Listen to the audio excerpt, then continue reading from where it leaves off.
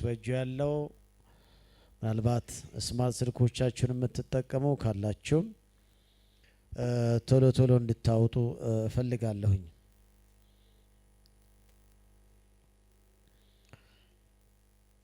በጌታ ቤት የምናገኘውን በረከት፣ ሰላም፣ ደስታ የትም አናገኝም።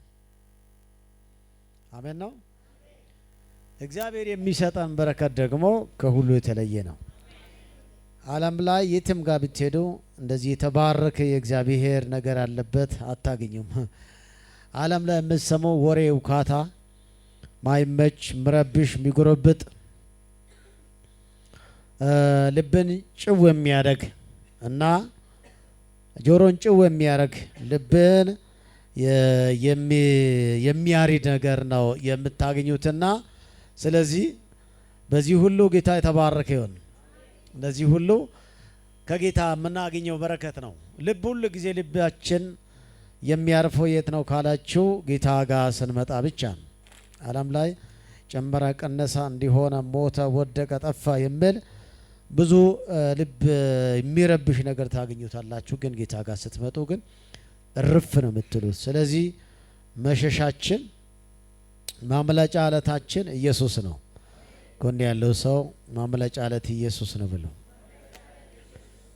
አዎ የመጨረሻውን በረከት ኢየሱስ ነው በሉት። ማረፊያም ኢየሱስ ነው በሉት። ሃሌሉያ። ማረፊያችንም ኢየሱስ ነው። የመጨረሻ በረከታችንም ማን ነው? የመጨረሻው እሱ ጋር ነው። ሁሉ ነገር አለው። ከሱ ውጪ ምንም ነገር የለም። እና መጽሐፍ ቅዱስ ቶሎ ቶሎ ብለን ትንቢተ ዳንኤል መጽሐፍ ከተማርን በጣም ሰንበት በት ብሏል። በጣም ረጅም ጊዜ ነው እያሳለፈን የምንገኘው። ያ ትንቢተ ዳንኤል መጽሐፍ ስትማሩ የምታገኙት ነገር በጣም ለክርስትና ምን ያህል ጽናት እንዳለ የምትማሩበት። ለዚህ ነው ጠበቅ ያረኩት ዳንኤልን መጽሐፍ ላይ ስትማሩ በተለይ የትንቢት ከዳንኤል ሕይወት ጋር ከሶስቱ የዳንኤል ጓደኞቹ ሕይወት ጋር ተያይዞ እያጠና ስትመጡ ሕይወትን ክርስትናን እንድትወዱት ከጌታ ጋር ያለውን ጽናት የበለጠ እንድታጠናክሩ የሚያደርግ ነውና ስለዚህ የአምላካችን እግዚአብሔር ስም ብሩክ ይሁን። አሜን ነው። ባለፈው ጊዜ ምዕራፍ 5 ነበር ያየነው። ዛሬ ሳምንት አካባቢ ጨረስነው። ምዕራፍ 5 ላይ ያለውን ስለ ብልጣሶር ነበር ጨረስነው።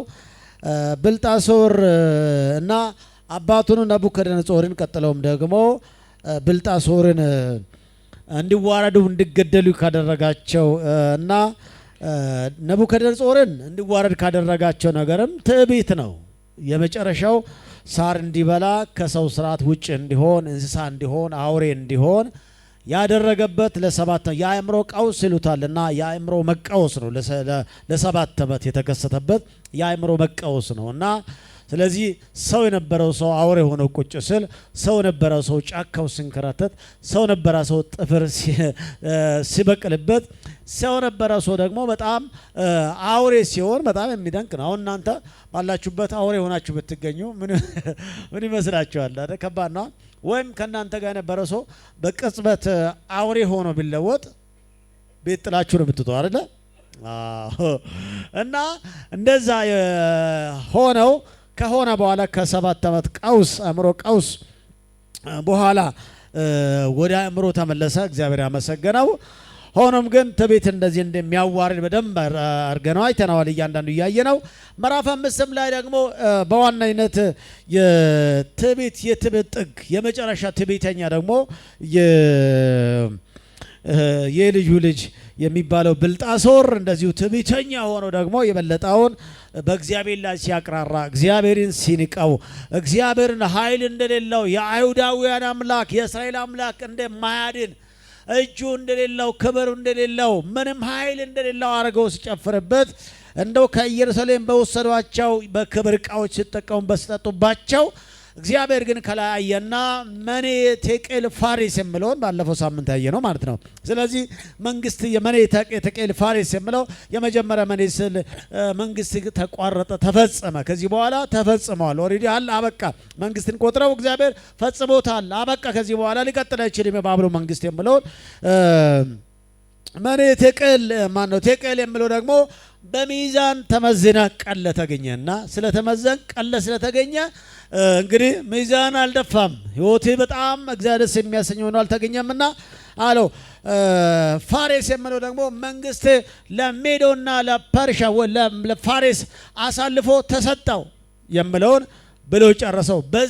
በዛው ሌሊት ደግሞ ብልጣሶር ተገደለና ከዛ መንግስቱ ልክ ዳንኤል ምዕራፍ 2 ላይ የነቡከደነጾርን ህልም በተረገመለት ጊዜ እንደተናገረው ለወርቁ መንግስት የወርቁ መንግስት ለብሩ መንግስት ተሰጠው፣ አልፎ ተሰጠ የሚለውን ተፈጻሚነት ሆኖ አገኘና አየነው።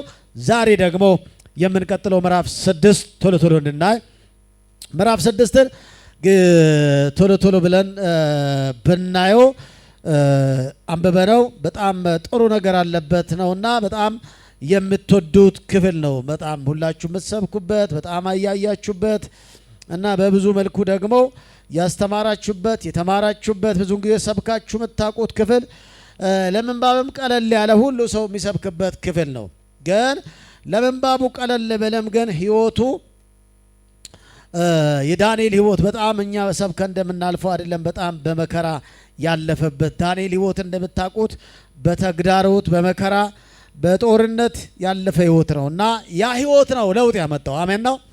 ክርስትና በህይወታችን ላይ አሁን እንደምናየው የቃቃ ጨዋታ የምናረግበት አይሆንም። ክርስትና በጣም ለየት ያለ በውጊያ የምናልፍበት በውጊያ ውስጥ አልፈን እንኳ የከበረ ሰው የምንሆንበት ወርቅ የምንሆንበት ነው እና ክርስትና ተወዱታላችሁ ክፍል ስታነቡ ማለት። ስለዚህ እናንብበውና ጀምር። ምዕራፍ 6 ከ1 ጀምረው እስቲ እናንብበው። ሁላችሁም እናንብበው። ምዕራፍ አውጡና አብረን እናንብበው።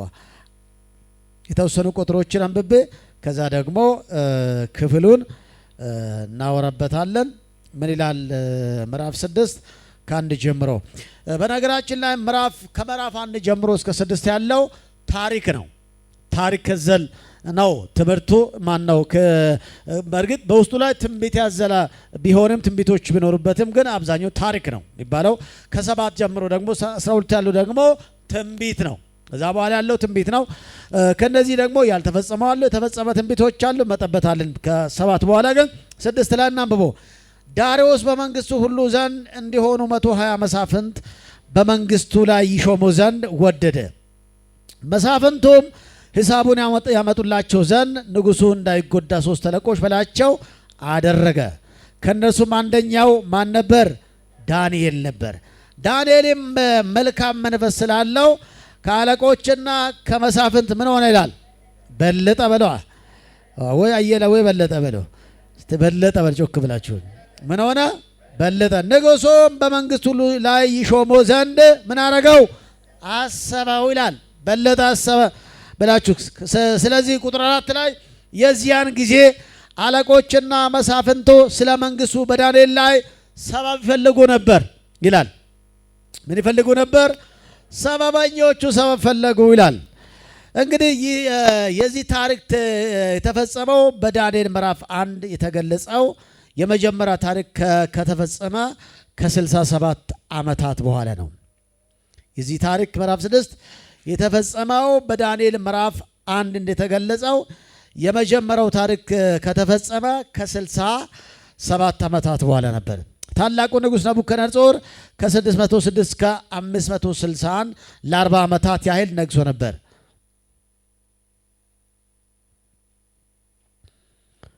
ስለዚህ በዚህ ጊዜ እነዚህ ከተፈጸሙ በኋላ የሆነው ታሪክ ነው። ስለዚህ ማን ነው? ዳንኤል እንደተናገረው እንደተረጎመለት ህልሙ እንደተረጎመለት ለዚህ ለሜዶና ፋሬስ መንግስት እግዚአብሔር አምላክ መንግስቱን አሳልፎ እንደሰጠው እንመለከታለን። ጊዜው እግዚአብሔር አምላክ እሱ አይለወጥም። ነገስታትን የሚቀያይር የሚለውጥ አምላክ ነው። ጌታ የተባረከ ይሁን። ከምዕራፍ 1 እስከ ምዕራፍ 6 ያየናቸው ታሪኮች በባቢሎን መንግስት አገዛዝ ዘመን የተፈጸሙ ናቸው።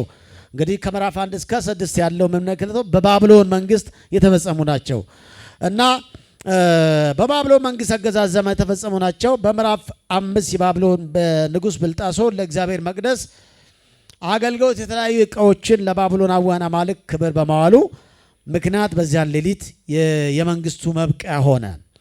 የባቢሎን መንግስት የስልጣን የበላይነት ለሜዶና ለፋርስ መንግስት ታልፎ ተሰጠው። የባቢሎን መንግስት መብቂያ መሆኑ የአይሁዶች ምርኮ ወይም የቅጣት ዘመን አብቅቶ ነፃ የመውጣት ጊዜያቸው መቃረቡን የሚያመለክት ነበር።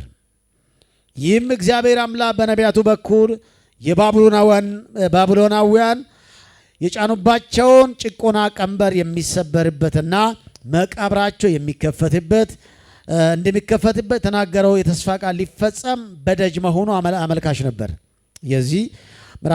የዚህ ምዕራፍ ዳንኤል የገጠመው ከባዱ ፈተና የተከሰተው እግዚአብሔር በነቢዩ ኤርምያስ ምዕራፍ 29 ኤርምያስ ላይ ቁጥር 10 ላይ 70 ዓመት በተፈጸመ ጊዜ ጎበኛቸዋለሁ ወደዚህም ስፍራ ይመልሳችሁ ዘንድ መልካምቱን ቃል ይፈጽመላቸው በማለት የተናገረው ተስፋ ቃል በሚፈጸምበት ጊዜ ነበር። በዚህ ምዕራፍ ታሪክና በምዕራፍ 9ና 11 የተጠቀሰው የንጉሱ ዳሪዮስ ማንነት በታሪክ ግልጽ አይደለም። በመሆኑም ስለ ዳሪዮስ የሚከተሉ ሁለት ግምቶች ወይም መላምቶች ተሰጥቷል። አንደኛው በኢሳይያስ 45 እና በሁለተኛ ዜና 36:22 እስከ 23 እና በሌሎችም ክፍሎች መጀመሪያው የሜዶና ፋርስ ንጉስ ቂሮስ በመሆኑ የነበረው በ522 እስከ 486 ዓመት ያለም የነገሰው ተቋርጦ የነበረው የቤተ መቅደስ ስራ እንዲቀጥል ትእዛዝ ያወጣው ንጉስ ነበር። ቂሮስ ከፋርስ ወገን የሆነው የሜዶና የፋርስ ዋና ንጉስ ሲሆን በምዕራፍ የተጠቀሰው ዳሪዮስ የባቢሎን አውራጃ እንዲገዛ በቂሮስ የተሾመው ከሜዶን ወገን የነበረው ሁለተኛ ንጉስ ነው እና ይሄ ታሪክ ምናልባት እናንተ ለመያዝ በመችም ግን ያው ሰምታችሁ ክፍሉ ስትመረምሩ የጌታን ቃል ስታነቡ የምታገኙበት ነው። ሁለተኛ የዚህ ምዕራፍ ታሪክ የተከሰተው ከ538 እስከ 536 ዓመት ዓለም በነበሩ ዓመታት በመሆኑ በእነዚህ ዓመታት ዳሪዮስ የሜዶና የፋርስ ንጉስ የነበረ ሰው ሊሆን ይችላል። በመሆኑም በ536 ዓመት ዓለም ዳሪዮስ ከሞተ በኋላ ቂሮስ በእርሱ ምትክ የሜዶና የፋርስ ንጉስ ሆኖ የገዛ ሊሆን ይችላል የሚል ግምቶች አሉ። በምዕራፍ ውስጥ ዳንኤል ዳሪዮስም ስም በተደጋጋሚ በመጥራቱ የሚከተለውን መገመት ይቻላል። ንጉስ ቂሮስ መቀመጫ የሜዶና ፋርስ መንግስት ዋና ከተማ የነበረችውን የሜዶና የፋርስ ዋና ከተማ ሱሳ ብትሆንም ዳንኤል ረጅም ዓመታት መኖሪያ የነበረው የባቢሎን ከተማ ስለነበር የባቢሎን አውራጃ ወይም ግዛት ላይ ንጉስ የነበረው ዳሪዮስ በመሆኑ በዚያ ተጽዕኖ ሊሆን ይችላል። የዚህ ምዕራፍ ታሪክ የተከሰተው ከምዕራፍ 7ና 8 ራእዮች መገለጥ በኋላ ቢሆንም ይሄኛው ምናልባት አንዳንድ ጊዜ ትንቢቱን በትንቢት ታሪኩን በታሪክ ነው የሰበሰቡት ጻፊዎቹ ከምዕራፍ 7 በኋላ የተፈጸመ ታሪክ ቢሆንም እነዚህ ምዕራፎች መቀማመጥ የጊዜ ቅደም ተከተላቸው ላይሆን የታሪክና የራእይ መጽሐፍ በመሆናቸው ነው። አንዳንድ ታሪኮችን ለብቻ ራእይን ለብቻ ግን ቅደም ተከተል መጽሐፎችን እያንዳንዱ ደግሞ ምዕራፍ 1 ምዕራፍ 2 ብሎ ተቀመጠው እያንዳንዱ ደግሞ ከዛ ቀጥሎ ይሄ ተፈጸመ ጊዜ አይደለም። ታሪኩን በታሪክን ጊዜው ደግሞ የተለያዩ ጊዜ ናቸውና ስለዚህ ወደ ምዕራፍ 6 ጋር ወደ ያነበብነው ስንመጣ ቁጥር 1 ምን ይላል? ዳሪዮስም በመንግስቱ ላይ ዘንድ እንዲሆኑ 120 መሳፍንት በመንግስቱ ላይ ይሾመው ዘንድ ምን አደረገው ይላል? ወደደው ይላል። ስንት ላይ? 100። እንግዲህ ስልጣን እንዳልኳቸው የወርቁ መንግስት አበቀና ከዛ ምዕራፍ 2 ላይ ላስታውሳችሁ ምዕራፍ 2ን ወደ ምዕራፍ 2 ተመልሰን እንመጣለን። ሰላም ናችሁ? ይሰማል? ኢየሱስ ያድናል። ሃሌሉያ። ምዕራፍ 2ን ላስታውሳችሁ ምዕራፍ 2 ተመልሰን እንመጣለን። ምዕራፍ 2 ጋር እንምጣ። ትርጉም ምዕራፍ 2 ላይ ቁጥር 31 ጀምሮ ያለው ላይ አንተም ንጉሥ ሆይ ታላቅ ምስል አየ። ይህም ምስል ታላቅና ብልጭታው የበዛ ነበር፣ በፊትም ቆሞ ነበር፣ መልኩም ግሩም ነበር። የዚህ ምስል ራስ ጥሩ ወርቅ፣ ደረቱና ክንዶቹ ብር፣ ሆዱና ወገቡ ናስ። እዚህ ጋ ከላይ ምን ይላል? 32ኛ የዚህ ምስል ራስ ጥሩ ምን ወርቅ የነበረው የባቢሎን መንግስት እንደሆነ እንድታስታውሱ ነው። ከዚህ ቀጥሎ ምን ይላል? ምን እንደምለው በእናንተ ደረቱና ክንዶቹ ብር ይላል አይደለ? ደረቱና ይሄ ምን ነው የሚያሳየው? የሜዶንና ፋርስ መንግስት ነው። አሁን ምዕራፍ 6 ላይ የምንመለከተውን እንድታዩ ነው። አሁን ዳንኤል ራእዩ ላይ እያንዳንዱ ደግሞ ሲተነትን ሲፈተለት ወርቁ ባቢሎን እንደሆነ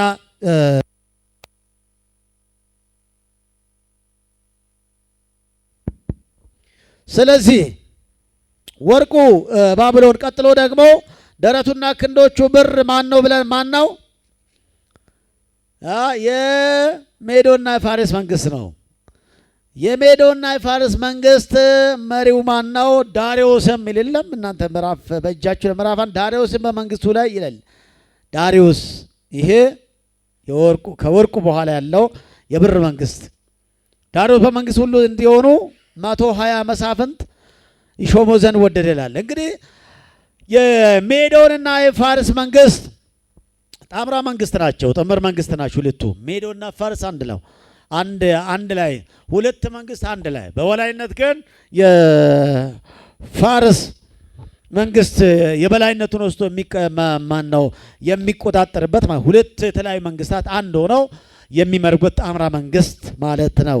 እና ታዲያ እዚህ መሪው ይህንን ትልቁን ባቢሎን ስንት አደረገው ብለን ስንመለከት 120 ከፋፈላቸው ብለን እንውሰደው። አሁን እኛ ሀገር እንደምትመለከቱት በየክልሎቹ አለ ስቴቶቹ የክልሎቹ ለምሳሌ ሰሜን፣ ደቡብ፣ ምስራቅ፣ ምዕራብ ብቻ አይደለም እኛ ጋር አሁን ወደ 12 አካባቢ ደርሷል አይደል? እኛ ክልሎቹ ልክ እንደዚህ በየክልሎቹ ከፋፍለው አስቀምጣቸው። በየአውራጃው ከፋፍለው 127 120 በአስቴር መጽሐፍ ላይ ደግሞ 127 አድጓል። አሁን ይሄ ግዛቶቹ በአስቴር ጊዜ ላይ በአስቴር መጽሐፍ ላይ ስትመለከቱ 127 በዚህኛው 120 ላይ ከፋፍለው ለአገዛዝ እንዲመች ማለት ነው። በጨም ፖለቲካ እንደምታውቁት ለራሱ እንዲመች ነው የሚያደርገው አይደል? ከፋፍሎ አሁን ለምሳሌ ከዚህ የነበረው መንግስት በኢትዮጵያ ላይ ብዙ ክፍፍሎች፣ ትናንት ያልነበሩ ክፍፍሎች መጥቷል። ለምን? ምናልባት አንዳንድ ጊዜ እንደዚህ አገዛዞች ምናልባት ለሰው የማይመች ቢሆንም ባይሆንም በሰዓቱ ግን ጥሩ አድርገው ጥሩ ይሆናል ተብሎ የተሰራው ነገር ግን ጥሩ ላይሆን የሚችልበት ሁኔታ አለ። መቼም የሰው ስራ ነው፣ የሰው መንግስት ነው። በኋላ ግን ሌላ ቢሆንም እንደዚህ ከፋፍሎ 120 ትልቁን ባቢሎን ከፋፍሎ አደረገውና ታዲያ እንድትይዙ ነው፣ ለሰባኮች ይጠቅማቸዋል። ዳሪዮስ በመንግስቱ ዘንድ እንዲሆኑ 120 መሳፍንት በመንግስቱ ላይ ይሾሙ ዘንድ 120 ክልሎቹ እንበል እንደውም አውራጃዎች ደግሞ ከፋፍሎ አስቀመጣቸውና በዚህ 120 ላይ ደግሞ እያንዳንዱ ላይ ደግሞ ሰዎች ምን አድርጎታል? አስቀምጦታል። ክፍሉ እንደሚያስረዳ ዳሪዮስ ለ120 መንግስታቱ ግዛቶች ወይም ክፍለ ሀገራት ወይም ክልሎቹ 120 መሳፍንት ሾመ ነው። 120 መሳፍንት ደቡቡ፣ ሰሜኑ፣ ማዕከላዊ ኢትዮጵያ፣ ሰሜን ኦሮሚያ እንደምትሉት እንደዚህ ለእያንዳንዱ ደግሞ መሪዎች አሏቸው አይደል? እያንዳንዱ የእንትኑ ፕሬዝዳንት መሪ እንደዚህ ለእያንዳንዱ ምን ሾመ ይላል? መሪ ለእያንዳንዱ የክልሎቹ መሪ ለዚህ ለ120 ማለት ነው ሾመ። በእነዚህ ግብር ቁጥር ማን ነው ግዛቶች ቁጥር በአስቴር መጽሐፍ ላይ ወደ 127 ከፍ ብለዋል። 127 መሳፍንት እንዲቆጣጠሩ ከሾማቸው 3 ባለስልጣን ውስጥ አንደኛው ዳንኤል ነበር። እነዚህም ለማነው 120 ባለስልጣናት የንጉሱ ትእዛዝ በትክክል መፈጸሙና አለመፈጸሙን ደግሞ ግብር በትክክለኛ መንገድ መሰብሰቡና አለመሰብሰቡን ቼክ እንዲያደርጉ እንዲቆጣጠሩ ነበር። በዚህ ወቅት ላይ ንጉሡ ዳንኤል ከሶስቱ ባለስልጣናት የበላይ ኃላፊ ወይም ጠቅላይ ሚኒስትር ሊያደርገው አስቦ ነበር። አሁን እነዚህን ሁሉ እንዲመራ የበላይ ጠቅላይ ሚኒስትር እንዲሆን አስቦ ነበር ይላል። ደስ አይልም? ጌታ ይባረክ። የዳንኤል ሕይወት ምዕራፍ 1 ላይ ስትመለከቱ ጨከና ላይ ሕይወት ያለው እንግዲህ ዳንኤል በዚህ ጊዜ ላይ ምን አይነት እድሜ ደርሷል? በምዕራፍ 1 ጊዜ ላይ 15ቶቹ 17 እስከ 15 ከ15 እስከ 17 ባለው እድሜ ክልል ላይ ነበረ፣ ወጣት ነበረና በዚህኛው ግን 87 አካባቢ እንደያው አንዳንዶች ወደ 90 ይሉታል፣ ግን 87 አካባቢ ተጠግቷል እድሜው። እንግዲህ ትልቅ እድሜ የኖረ ሰው ነው ዳንኤል። ጌታ ይባረክ። ከጌታ ጋር በሰላም በጽድቅ የቀጠለ ሰው፣ በጭካኔ መንፈስ ጨክኖ ወስኖ የተከተለ ሰው፣ እግዚአብሔር ግን በብዙ የረዳ ሰው፣ በከፍተኛ ባለስልጣንነት ደረጃ ደግሞ የተቀመጠ ሰው ዳንኤል። በጣም ጌታ የረዳ ሰው። እንደዚህ እናንተንም ጌታ ይርዳችሁ። ጮና ጌታ እርዳኝ በለው። አዎ ጨከን ካላቸው እግዚአብሔር እንደዚህ ነው የሚሄደው። እንዲህ አይነት ጨካኝ ትውልድ ነው የሚያስፈልገው ለጌታ። ሃሌሉያ። ጨከነ ትውልድ። ሃሌሉያ። ምዕራፍ 1 ላይ አልበለም ብሎ የጀገነ ጀግና፣ ምዕራፍ 2 ላይ ደግሞ የንጉሡን የነቡከደነጾር ህልም የፈተሰው፣ ምዕራፍ 3 ላይ ደግሞ በእነዛ ታሪክ በሚፈጸምበት ግን በዛ ሰዓት እሱ እዛ ብኖርም ግን ከሶስቱ ጋር በሚነዳው እቶን እሳት እንዲጣል በተደረገበት ግን አልነበረም። ምናልባት በስራ ምክንያት ሊሆን ይችላል የሚል ግምቶች ነበሩ። ምዕራፍ 4 ላይ ደግሞ እንደገና ንጉሡ ነቡከደነጾር ያየውን ህልም የፈተለት፣ ምንም ያልፈራ በድፍረት ከእግዚአብሔር ጋር በሰላም የኖረ ሰው፣ እግዚአብሔር ደግሞ የረዳ ሰው። ምዕራፍ 6 ላይ ደግሞ ስንመጣ አሁን ከዚህ ይሄ ሹመት የሚያመጣውን ደግሞ እንመለከታለን። ስለዚህ ጠቅላይ ሚኒስትር ሊያደርገው አስቦ ነበርና ንጉሡም ይህን ትልቅ ስልጣን ለዳንኤል መስጠት የፈለገበት ምክንያት ግልጽ ባይሆንም አንዳንድ መላምቶች አሉ። ለምንድን ነው ለዳንኤል ይህን አሁንም ዳንኤል ባለስልጣን አሁንም ትናንት ከነበረው አሁንም የተለየ ስልጣን አሁንም ለምንድን ነው ሲባል ምናልባት ዳንኤል ያለፈውን ዓመታት ዳሪዮስም ስለሚያውቅ ይመስለኛል። ያውቋል የነበረው ከዚህ ቀደም የነበረው እንደውም ይሄ መንግስት እንደሚመጣ ሁሉ በህልሙ ላይ የንጉሡን ህልም በፈተበት ሰዓት ከዚህ በኋላ ካንተ በኋላ ሌላ መንግስት ይመጣ ብለው ለነቡከደነጾር የተናገረውን የሰራውንም ስለሚያውቁት ከዚህም ቀደም በነበረው ታሪክ ውስጥ ዳንኤል ያልጠፋ ሰው ነው ነበር።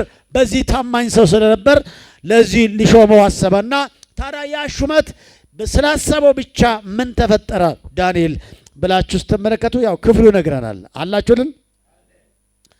እግዚአብሔር በእውነትና በጽድቅ ከጌታ ጋር የእውነት ይኖራለሁ ለሚል ሰው ጌታ ይረዳል። አሜን አሜን። ትክክለኛ ህይወት ይኖራለሁ ካላችሁ እግዚአብሔር ራሱ ነው የሚረዳችሁ። በዘመናችሁ አንድ ነገር አታርጉ፣ አታመቻምሽ። ኮምፕሮማይዝ ማድረግ አያስፈልግም። ኮምፕሮማይዝ ማለት ማመቻመች ማለት ነው። በቃ አያችሁ አይደለ? እዚህም እዛም ማለት ነው።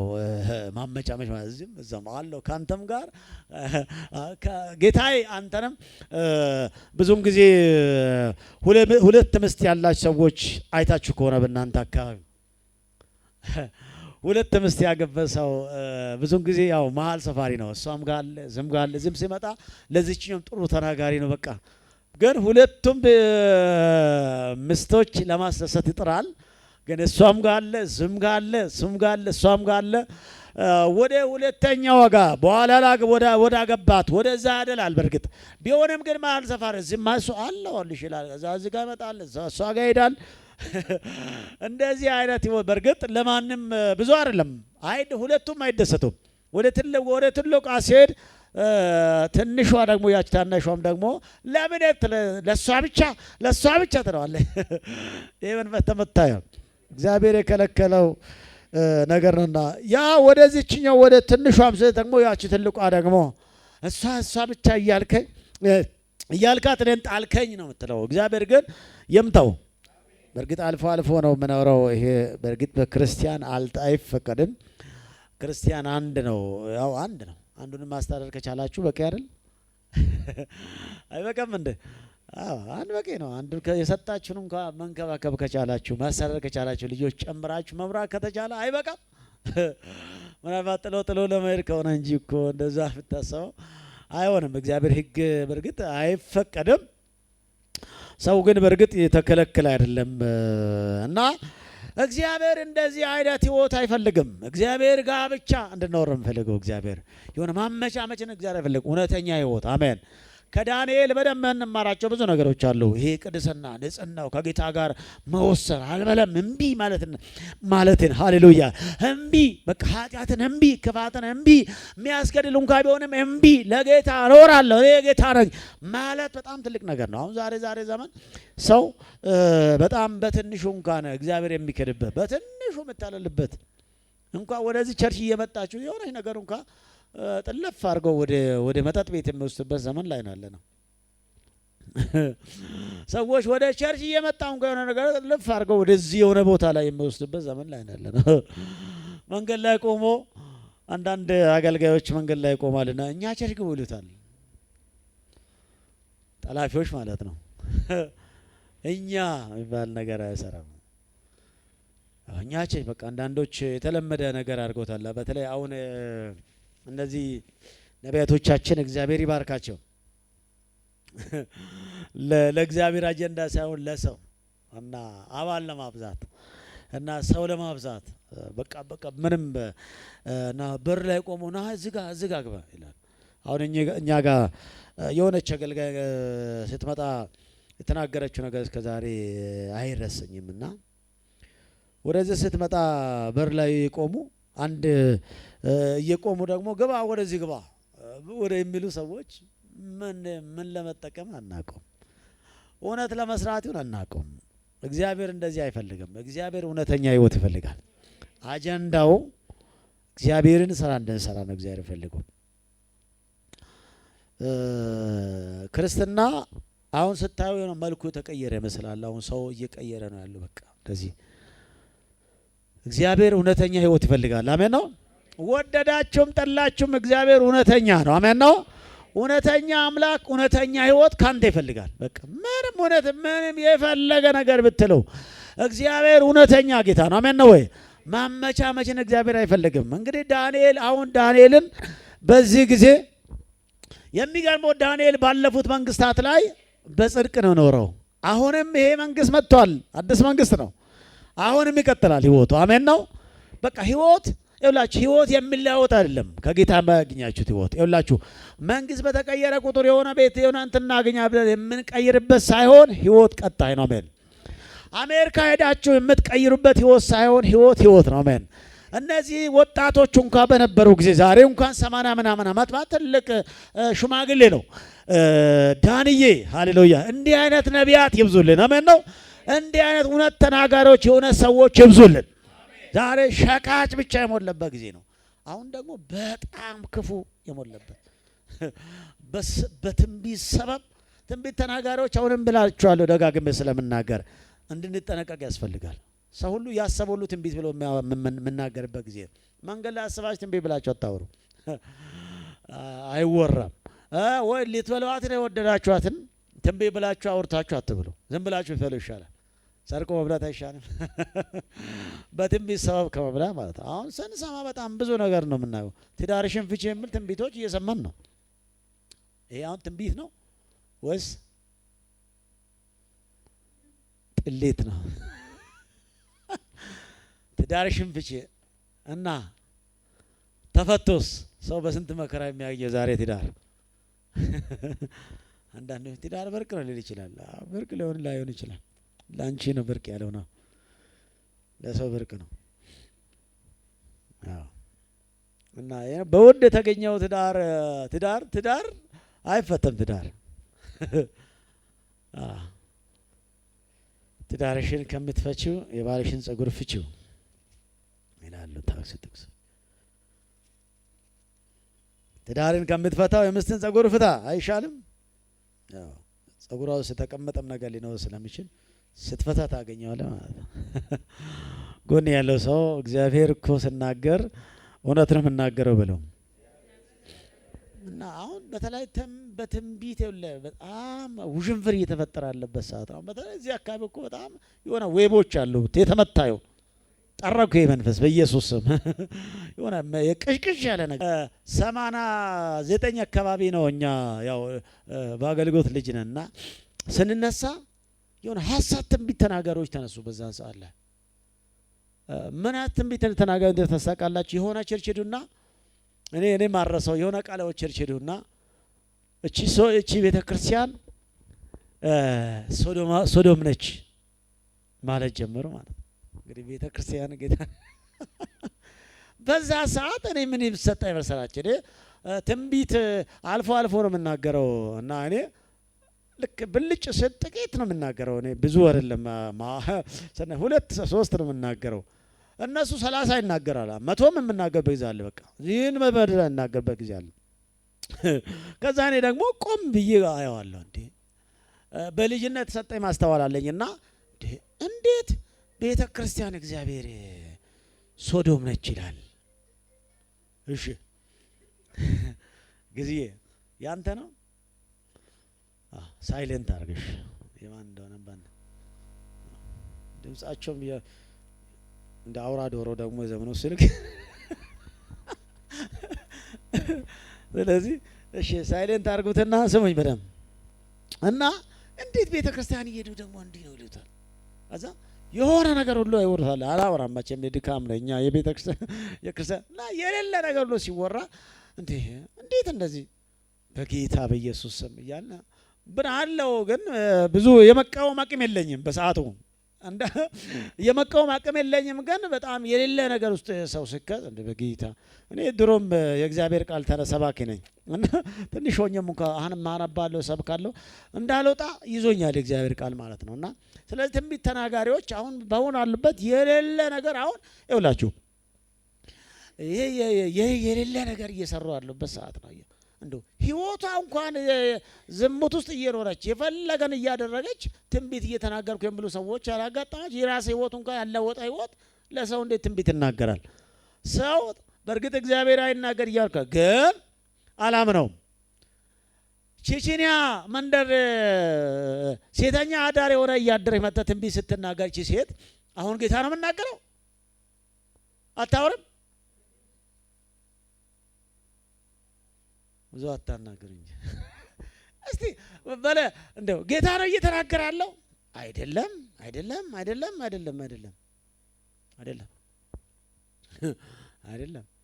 እንደው ጌታ ካልተናገረ ጸጥ ብንልስ ምን ችግር አለው? ንግድም አይደለም በትንቢት አይነገድም። በጌታ እግዚአብሔር መንፈስ ይምታው ጩናሚን በል ይሄን ኮተት ጌታ ይምታው።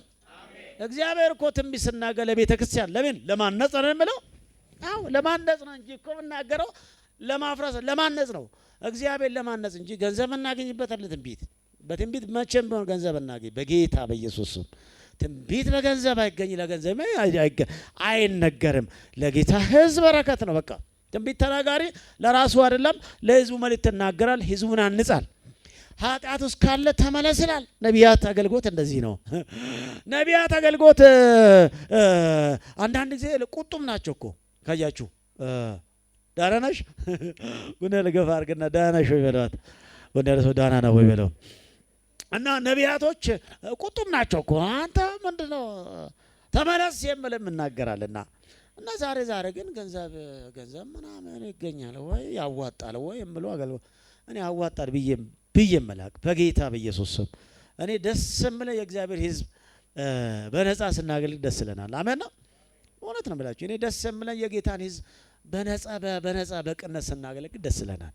እንትን ገኛ ምናምን አይሰራም። አለበለዚያ እኮ ቆራሌ ቢሰራ እኮ ብር አይገኝም እንዴ? አይገኝም እንዴ? እኔ ገንዘብ ለመስራት ቢፈልግ በጣም ብዙ ገንዘብ ይሰራ ነበር። ጌታ ነው ያዘን። አሜን ነው። ገንዘብ እንደ ቸርች ላይ ገንዘብ እንሰራም እንጂ ቸርች ላይ የምንሰራው ለጌታ አገልግሎት ነው እንጂ ምንም ገንዘብ ኢየሱስ ያድናል አላችሁ። እኔ በብዙ አሁን ከአገልግሎት ከግማሽ ነው ሩብ ነው ገንዘብ ያገኘሁት። ሩብ አሁን 30 ዓመት ባገለገልኩበት ሩብ ያህል ነው ገንዘብ ያገኘሁት። አብዛኛው በነፃ ነው ያገለገልኩት። ደስ አይልም? በቃ አገልግሎት ነው ከጌታ በቃ ገንዘብ ገንዘብ ጌታ አይሰጥም ወይ? ይሰጣል። አይባርክም ወይ? በደንብ አድርገው። አሜን። ጮና አሜን በል እንጂ። እንዲህ አይነት ህይወት ካያችሁ በእግዚአብሔር ቃል ገስጿቸው። ትክክለኛ ህይወት የሌለበት ምንም ስለማይጠቅም ክርስትናን ያጎድፈዋል፣ ክርስትናን ያበላሸዋል። መገሰጽ ነው ክርስትና። እውነት ነው ክርስትና፣ ጽድቅ ነው። አሜን። አባቶቻችን እኮ ወደኛ ለማድረስ እነሱ ግን ያለፉበት መንገድ እኮ ትዝ አይላችሁ? አንዳንዱ ምናልባት ላታውቁ ትችላላችሁ። ያ መንገድ እኮ በጽድቅ እኮ በአናብስ እየተበሉ አውሬ እየበላቸው በተለያየ መንገድ ውስጥ እያለፉ ግን ለክርስትና ብሎ ነው ያሳለፉ። እንደኛ ቪኤት ሳይነዱ ማለት ነው። እንደኛ ጥሩ ምግብ ሳይበሉ ብፌ ሳይበሉ እኮ ቆሎ እየበሉ ነው ቸርች በየቦታ የተከለው። ጎን ያለ ሰው ገፋ አርግና ካንቺም የመንፈስ ይመታበል ከኖር ለጌታ ጽድቅ ያለበት ህይወት ኖር ብለው። አዎ ምክንያቱም ሌላ አይዘልቅማ። ለቱ ምን እናወርሳለን? እንዲህ አይነት ያጭበረበረ ህይወት አይደለም። እውነተኛ ህይወት ግን ለትውልድ ይወረሳል። አሜን። በቃ ዳንኤል እየተሰበከ እኮ ነው። ማንም ተነስቶ ዳንኤል ይሰብካል እንጂ ሌላውን አይሰብክም። ሌሎች ነው በጥሩ ህይወት የሌላ አይሰብ። ስለዚህ ትንቢት ተናጋሪዎች ብዙ ጊዜ ህይወታችንን በትክክለኛ መንፈስ ልንመራ ልንጸልይ ያስፈልጋል። እውነተኛ ሰው እንዲያደርግም መጸለይ ያስፈልጋል እንጂ በየቦታው ውዥንብር መፍጠር፣ ትዳር ማፍረስ፣ ገንዘብ መበዝበዝ አያስፈልግም። ገንዘብ ለእግዚአብሔር ቤት ነው። እኔ ገንዘብ በየጊዜ ገንዘብ አሰራለሁ። ሳሰራ ለራሴ አንድም ቀን አድርጌ አላውቅም። እኔ ትራንስፈር 100 ብር ነው የሚወስደው። ከዛ ለጌታ ቤት ስራ ሲሄድ ገንዘብ ሳሰባስብ ወይ በጌታ ቤት ላይ የጎደለ ለመግዛት፣ ለቤት ኪራይ፣ ለአገልግሎት መንፈሳዊ አገልግሎት የበለጠ እንዴት አሁን እዚህ አካባቢ ላይ ማይቻልበት አካባቢ ነው። እዚህ እኛ አካባቢ እንደምታዩት በዚህ አካባቢ 7 ዓመት ወንጌል ቁጭ ብለን ሰበክ ነው። ንቅንቅ አላልኩም። እኔ ንቅንቅ አላልኩም። እንኳን አገልግሎት አልወጣሁም ክፍለ ሀገር ሁላ። ለምንድነው እዚህ ጋር አስቀመጠን ጌታ? እዚህ በማይቻል 100% ማለት 95% በጅኒ በተያዘበት አካባቢ ላይ አሁን እዚህ አካባቢ ያለው መንፈስ ካልተረዳችሁ እንድትረዱ እነግራችኋለሁ። የሆነ ሳለ ሙልት ትላላችሁ ውስጣችሁ፣ የሆነ ሳለ ባዶ ያደርጋል። የሆነ ሳለ ወዛም ትሆናላችሁ። የሆነ ሳለ ቡላ ያደርጋል የተበታየው። ይሄ መንፈሳዊ ቡላነት እኮ ነው የምላችሁ እንጂ እኮ ፊት አይደለም። ፊትማ በውሃና በቅባት እኮ ይወዛል። እሱ አይደለም እንዲህ ያደርጋል። የሆነ ሳለ ደግሞ ጠንከርከር ሃሌሉያ ምናምን ስትሉ ከዛ ውርድ አድርገው 0 ዲግሪ ያስቀምጠ ሰውዬ አይን አፍጦያል። የሆነ ነው የምላችሁ። እንዲህ አይነት መንፈስ ነው አለ። ይሄ የታወቀ ነው። ይሄን ንቀበት እንጂ በቃ እንደዚህ ነው። ከዛ አሁን እዚህ አካባቢ መንፈስ በምን እንደምነሳ ታውቃለህ? በተከታታይ ኮንፈረንስ ነው የምነሳው። በቃ ይሄ ኮንፈረንስ ለመደ መንፈስ ተወጋዩ ጩናሚን በል እንጂ ህይወት ያለ ኮንፈረንስ ሊነቃቃ ይገባል። ኮንፈረንስ ነው በቃ። ለዚህ ነው አገልጋይ ተሸከው ደጋግሞ ኮንፈረንስ፣ ትንቢታዊ ኮንፈረንስ ደጋግሞ ምናምን። አዎ በኮንፈረንስ የቆመ ህይወት ሰኞ ይፈርሳል እኮ። በጌታ የቆመ ህይወት ግን ይቀጥላል። ጩናሚን በል እንጂ በኮንፈረንስ የሚቆም ህይወት ሰኞ ይደክማል፣ ግን በጌታ የቆመ ህይወት ይቀጥላል። ለዚህ ነው እኮ ተቸገርን እኮ በቃ ተቸገር። አንተ በየኮንፈረንሱ ልናነቃቃ አይገባም። ሰኞ ተነቃቃ፣ ይሁን ተነቃቃ። ሃሌሉያ እንጂ ይሄ ነው የሚያስፈልገው። ኢየሱስ ያድናል።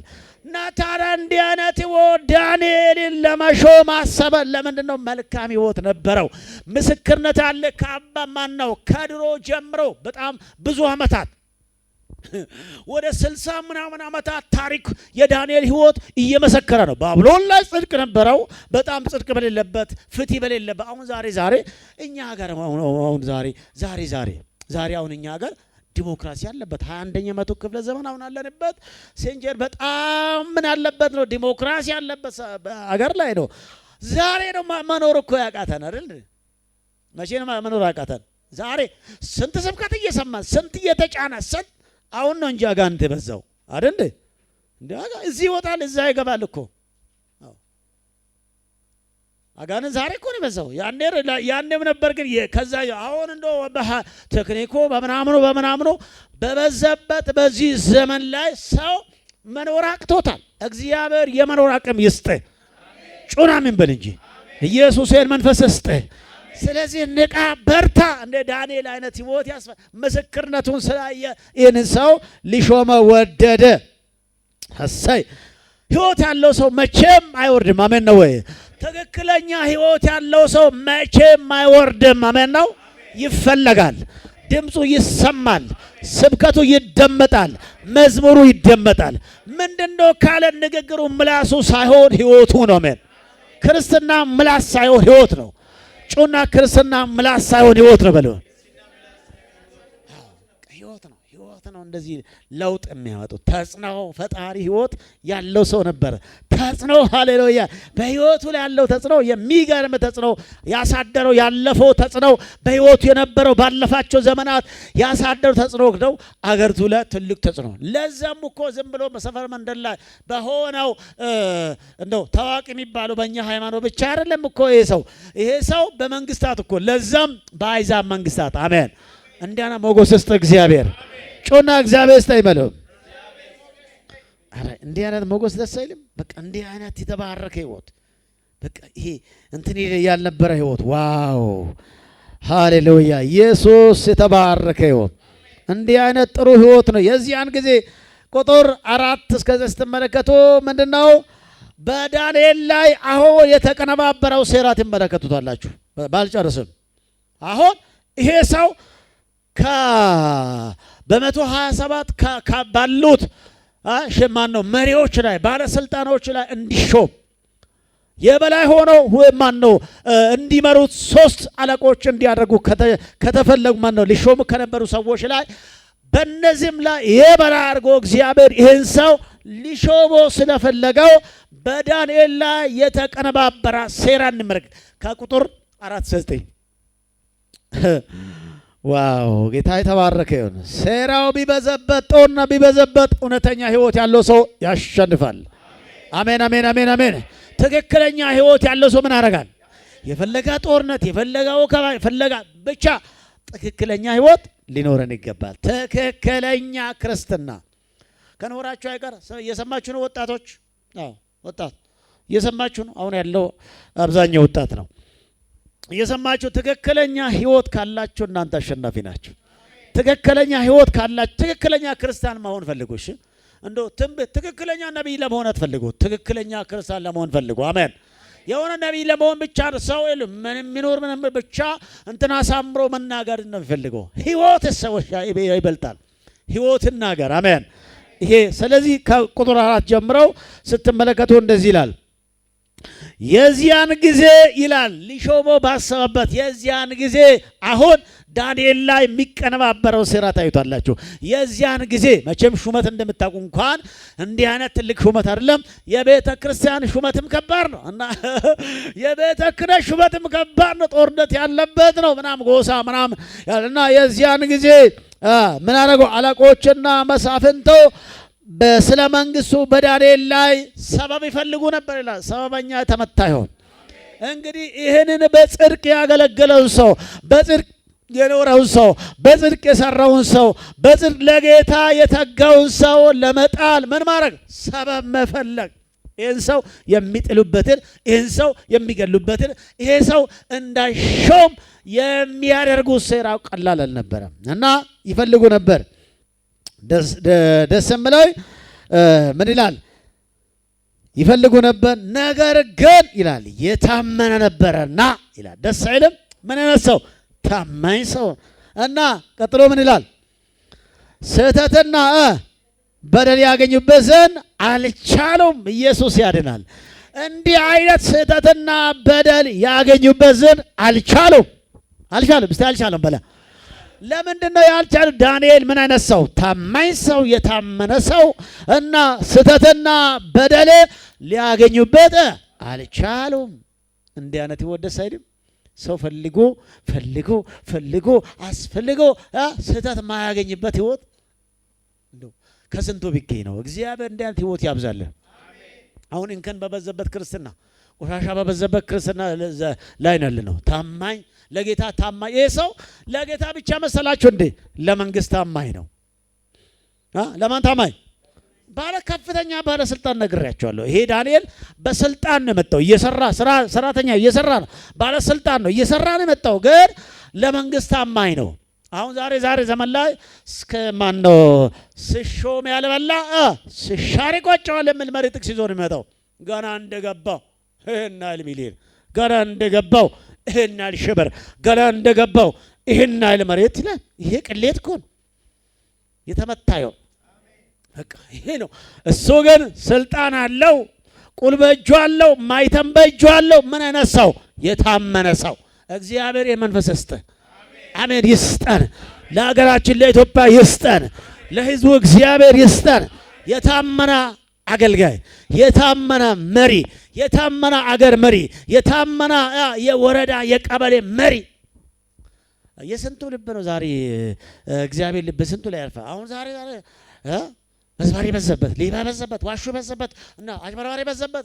በቃ ትንሽ አንድ መታገል ታገኝ እኮ ስንት ሺህ ብር እንደሚጠይቅ አንድ ቀበሌ እንግዲህ ምን አደረግ ነበር መሰላችሁ? አንዳንድ ሺህ ብር እየተቀበለ መታወቂያ ውስጥ ይሰጥ ነበር እና ይሰጥ ነበር። አንዳንድ ሺህ ብር 2000 ብር መታወቂያ። እንደው አሁን ዲጂታል መታወቂያ ጥሩ ነው አይደለ? ገንዘብ ከፍላችሁ ለመንግስት ገቢ አድርጋችሁ እንኳን የምትወጡበት ጥሩ ነው። ምክንያቱም በአንድ በኩል ለአንተ ጥቅም ነው፣ በአንድ በኩል ለመንግስትም ብሩ ትንሹን ብር ቢሆን ጥቅም አለው አይደለ? አሁን ግን እንደዚህ ሌቦች ደግሞ መታወቂያ ሳልና በሌላ መንገድ ማለት ነው እንደዚህ እያደረጉ ስንት ያጭበርብር መሰላችሁ? ስንት ያጭበርባሪ ያለበት ዘመን ነው። አሁን ትንሹ ነገር ለማስፈጸም ምን አርጋ አብልታው አጠጥታው ምናምን። አንዱ ትራፊክ እንደዚህ አላትና አንዷን ሳምኛ አላት። ሳሚ ማለት ከንፈሩ አይደለም፣ ልንገራችሁ ከንፈሩ እኮ አይደለም። እና ያ መኪና እንደገዛች አዲስ መኪና ገዝታ ነዳ አጅሬ አየና አጅሬ አየና ይዟት የሆነ ቦታ ወሰዳት። አይ ምናምን እዛ ሳምኝ አላት። ክርስቲያን ነች አታውቀውም። የሳሚን ቋንቋ የእውነት ሳምኝ አላት መሰል። እንደ ግራ ገብቷታል። ለካ ሳሚ ማለት ጨብጭኝ ነው አይደለ? ቋንቋ ቀይሮ ነው የተመታ ይሆን? አሜን ይመታ። ቋንቋ ቀይሮ ነው የምትጠቀሙት። ኮድ አላቸው። እኔ ክፍለ ሀገር አንዳንድ ጊዜ ወጣ ስል አየዋለሁ። አንዳንድ አካባቢ ላይ እቺ የመውጫ ወረቀት አለች አይደለ? እቺ መውጫ ወረቀት አለ እንትኑ የሚያሳዩት። አንድ ቀን ግን ገቢና አካባቢ መቀመጤ ገረመኝ። በመደበኛ ትራንስፖርት ገረመኝና እኔ ወረቀት ልክ ትራፊክ ከፊት ልክ ሲያዩ ደግሞ እያቀዘቀዙ እና ደግሞ እዛ ጋር ሲደርሱ ወረቀት ይሰጣለሁ። ወረቀቱ እንደዚህ ያያል። ለካ ከስር ሌላ ወረቀት አለው። ለካ ቢጫ ወረቀት አለ ውስጡ ላይ እንደዚህ ባረጉበት ቢጫ። እዛ አየውኝና ሳየው እንዴ ወረቀት ሰጠዋል። እዛ አለችዋን ውስድ አረገና ወረቀቷን ይመልሳል። ትርፊ ጫነው አይጫነው አይመለከተውም። ለዛ ደግሞ 50 ብር ነች እኮ የተመታ ይሆን ይሄ እኮ እና 50 ብር እያደረገ እንደዚህ አሳዘንኩ በጣም። ረዳቱ በኋላ ስማ አልኩኝ፣ የሁሉ 50 ብር ምን ልታረገው ነው ብዬ ነው ጠየቅኩት። እንደ ወዳጅ አለኝ እችን ካላጎረስኩት ይከሰኛል አለ። ጉርሻ የለመደ መንፈስ ተገለበጠ ይሆን? ጉርሻ የለመደ መንፈስ ሌብነት እንደ አራ ሌብነት እኮ ነው አገርቱን በቃ እንዴት ያርግ እንዴት እንውጣ በቃ ተይዘናል እኮ። ጉርሻ የለመደ መንፈስ ይገልበጥ። በቃ ይገልበጥ። በየቦታው ጉርሻ ካላጎረሳችሁ የለም በቃ አንቺ በእግር እየመጣሽ ነው ይላል ለአንዷ። አንቺ በእግር እየመጣሽ ነው ይላል። ዛሬ በምን እንምጣ? በእግር በእጅ የምል መንፈስ ነው የተመታ ይሆን እና የታመነ ሰው አይደለም። ሹመኛ መታመን አለበት አይደል? ለተሾመበት ለዛ ስራ ታማኝ ሊሆን ይገባል እንጂ ታማኝ መሆን አለበት። መንግስት እኮ አምኖ ሲሾም እነ ታማኝ ሊሆን ይገባል። አሁን ለምን ነው እኛ ሀገር ላይ ሴት የሚበዛው ስልጣን ላይ? ለምን ይመስላችኋል? ትንሽ ሴቶች ጠንቃቃ ናቸው። በነገራችን ላይ ትንሽ ይፈራሉ። ይሄ እንደ ወንድ አይደል ድፍረት የላቸውም። ይሄ መንግስት ምናምን በእርግጥ ሴት ሌባ የለም እያልኩ አይደለም። ልጭ ያሉ ሌቦችም አሉ።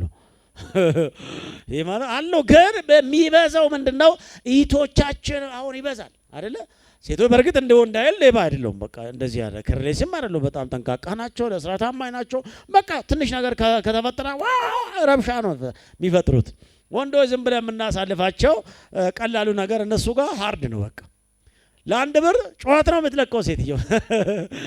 ያው ባህሪያቸው እንደዚህ ነው። ለዚህ በብዛት ሴት ለምንድን ነው ወንዶች አስቸገሯ? መንግስትም ተቸገረ። ተቸገረ። ከታች ከላይ ያለው ደግሞ እንዲያርግ ይሄን ስራ ሲባል ከታች ያለው ደግሞ ልጭ አድርጎ ሌባው ነው ቆጭ ምን ይደረግ? ታማኝ ሁን ነው የሚለው። እዚህም ያለን ታማኝ እንደሆነ ጎን ያለው ባለህበት ታማኝ ሁን ብለው ባለበት መሆን ታማኝ መሆን በትንሹ ታማኝ መሆን። ዳንኤል የታመነ ነበር። በደልና ስህተት ያገኙበት ዘንድ አልቻሉም።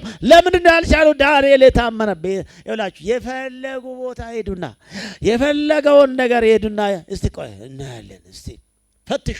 ቢፈተሽ ዳንኤል በሙስና አልተያዘ። ፈትሽ ሲፈተሽ ዳንኤል ሲሰርቅ አላገኙትም። ፈትሽ ቢፈተሽ ዳንኤል በሌላ አልተገኘም። ሃሌሉያ! ለጌታ ምን ነበር? ታማኝ ነበር። ታዲያ ለታመኑት እግዚአብሔር ይታመናል። ቁሙና ለታመኑት እግዚአብሔር ይታመናል በለው። በዛው እንጸልያለን። ቁሙና ሃሌሉያ! እግዚአብሔር ለታመኑ ምንድነው? ይታመናል። ታማኝ ነው እግዚአብሔር። ሃሌሉያ! ስህተትና በደል ያገኙበት ዘንድ አልቻለም። እስቲ አልቻለም በለው። ግን አንድ ነገር አሉና አሁን ከሳሾቹ ቀጣይ ላይ ጨርሰዋለሁ። ዛሬ አልጨርሰውም አልቅምና ስህተትና በደል ያገኙበት ዘንድ ግን እስቲ አልቻሉም ብለን እንጨርስ። ምን አላረጉም? አልቻሉም። እንዲህ አይነት ህይወት ይኖረን። ሰው በደል ፈልጎብህ፣ ሰው ክፋት ፈልጎብህ፣ ሰው እላችሁ ሌላ ሴራ ቢያሰርብህ እግዚአብሔር ትክክለኛ ሰው ከሆነ ምንም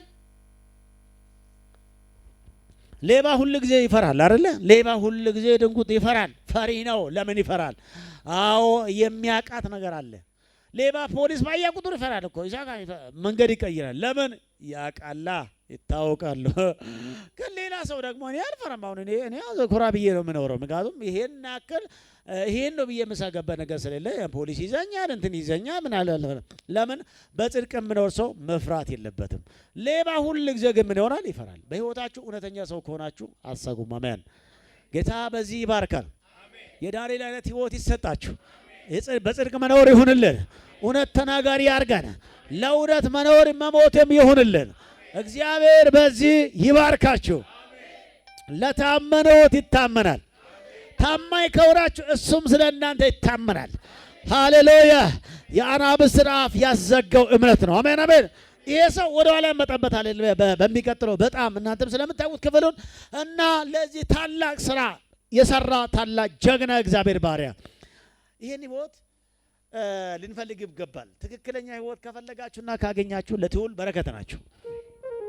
ትክክለኛ ህይወት የሌላ ሰው ለማንም መርገም እንጂ በረከት አይሆንም። በቤተክርስቲያን ኖራ ዘመረ ሰበከ ጉዳይ አይደለም። ትክክለኛ ህይወት የሌላ ሰው ለማንም መርገም ነው። አሰናካይ እዛ ያሰናክላል፣ ቤተክርስቲያን ያፈርሳል። እውነተኛ ህይወት ያለው ሰው ግን ለአገር ሁሉ በረከት ነው። እውነተኞች ሶስት ካሉ በዚህ ጉባኤ ላይ ለአገር ይበቃለሁ፣ ለዓለም ይሆናለሁ፣ ይተርፋለሁ። እግዚአብሔር በዚህ ይባርካል፣ በታማኝነት ይባርካል። ለታመኑበት እግዚአብሔር ይታመናል። መጽሐፍ ምን ይላል መሰላችሁ? እንደዚህ ይላል፣ እግዚአብሔር የምታመኑበትን ያውቃል። ሃሌሉያ! እግዚአብሔር የምታመኑትን ምን አደረጋል? ያውቃል። ዳንኤልን እግዚአብሔር ለክፉ አሳልፎ አልሰጠውም። ጌታ በዚህ ይርዳችሁ። ሕይወታችሁ በመልካም ይደር፣ መልካም ይሁንላችሁ። እግዚአብሔር ይባርካችሁ። ቀኝ እጅን ከፍ አድርግና ጌታ ሆይ በለ። ከዚህ ክፍል እንደተማርነው እንደ ዳንኤል አይነት ሕይወት አንተን የሚፈራ ለጽድቅ የሚኖር እውነቱን የምናገር እውነቱን የምኖር ሰው አርገኝ ጌታ ሆይ። ትክክለኛ ክርስትና፣ ትክክለኛ ሕይወት፣ ትክክለኛ አገልግሎት፣ ትክክለኛ ሰባክነት፣ ትክክለኛ ኑሮ የምኖርበት ሰው አርገኝ በሉ እንጂ። አጨብጭቡ ለጌታ ክብር። ሃሌሉያ! እናመሰግንሃለን፣ እናከብርሃለን። በኢየሱስ ስም በሕይወታቸው ላይ መልካም ይሆን፣ መልካም ይሆን፣ በረከት ይሆን። የምነሳባቸው ክፉ ሴራ ይክሸፍ፣ የጨለማ ኃይል ይክሸፍ። በዚህ ምሽት በእነሱ ላይ የምነሳ ወገቡ